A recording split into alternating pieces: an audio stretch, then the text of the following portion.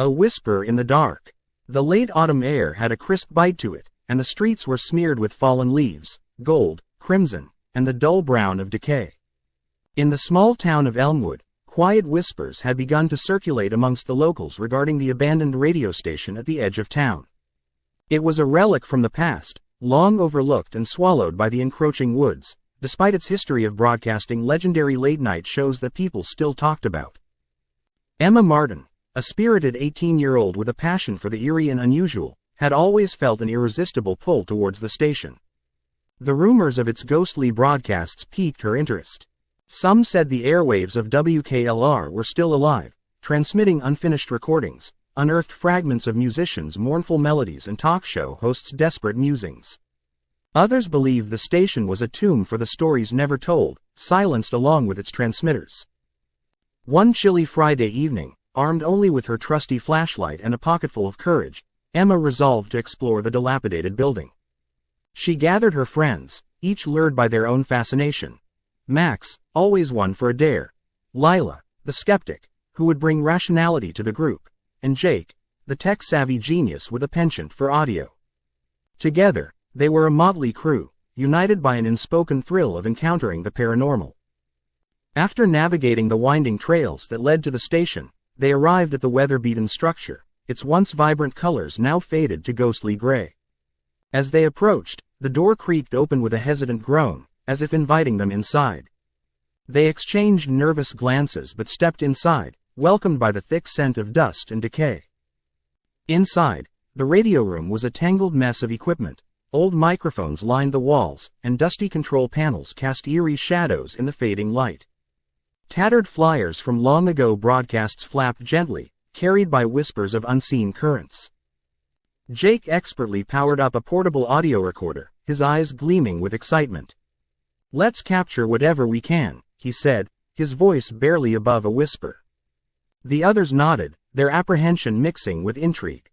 With the tape rolling, they spoke freely, capturing their musings, jokes, and observations about the station. Every crackle of the old circuit boards seemed to respond, echoing their words back at them. Time slipped by, and as the night deepened, the atmosphere thickened with an inexplicable energy, an electric tension that made every hair on their arms stand on end. "We should try an EVP session," Jake suggested, his face lit by the glow of the recorder. Lila rolled her eyes but reluctantly agreed, not wanting to be outdone.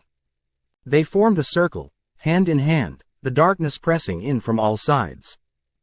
"Is anyone there?" Emma called out, her voice trembling slightly. The room hummed with a palpable silence, stretching on like the tension before a storm. After a few moments, the atmosphere shifted.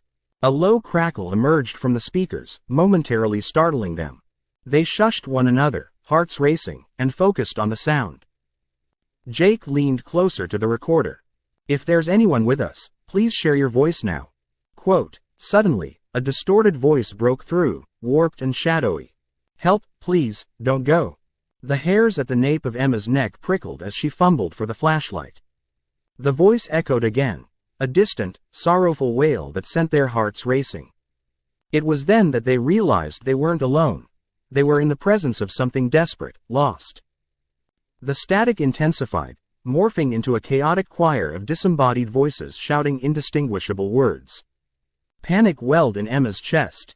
"We have to leave," but Lila, intrigued and entranced, clung to her position. "Wait, let's record more." Her words strained under the weight of fear, but curiosity held her fast. Before she could stop herself, she yelled into the void, "Who are you?" The response was immediate. "We are the ones left behind." The room seemed to pulse, the vibrations engulfing them in a wave of terror. Shadows flickered at the corners of their vision, and suddenly, the equipment sparked and fizzled. "Lila, come on," Max shouted. Emma turned to yank Lila from her trance as Jake scrambled to shut off the recorder. But Lila was frozen, entranced by dark shadows dancing around her. They whispered her name, each syllable laced with haunting sorrow. Then, just as suddenly, the equipment exploded with an implosive sound. The lights extinguished, plunging them into darkness. Panic erupted as they stumbled, grasping blindly at air. The echoing laughter of the apparitions mingled with Lila's terrified screech. "Run! screamed Emma, pulling Lila away from the whispering shadows.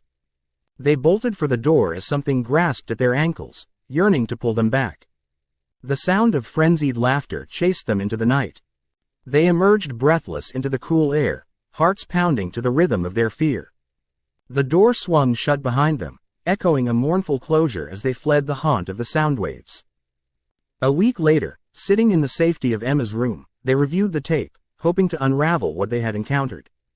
But the recording was filled only with silence. It wasn't until Jake turned the audio onto full volume, searching for any anomalies, that he stumbled upon something chilling. Soft, haunting whispers crawled through the speakers, gradually building into a unified scream. A collective plea for release, a cacophony of souls left unheard. They never returned to WKLR, but every so often, Emma would swear she could hear the faintest echo of a voice in the wind, distant but familiar, murmuring. *, help us, don't forget.